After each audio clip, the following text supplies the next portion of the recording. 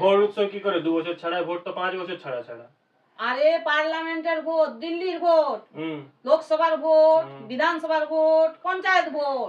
ছাড়ো দেখিনি, খেয়ে দে কাজ নেই, vote vote vote vote vote করে যাচ্ছে। তুমি কি করবে ভোটলে? তোমার কি তাই? কেন?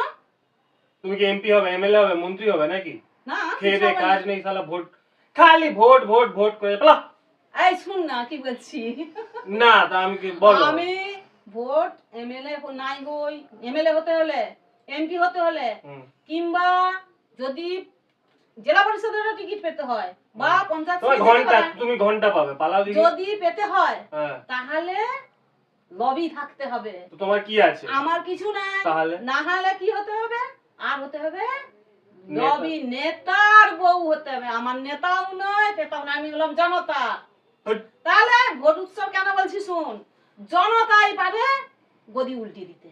জনতা যদি ইচ্ছা করে 5 বছর বাদে উল্টে দিবে। তাহলে বুঝা গেল। ওই জন্যই বলছি এই উৎসব কোনোভাবে মিস করা যাবে না। সব থেকে বড় বুঝাতে পারলাম? বুঝেছি।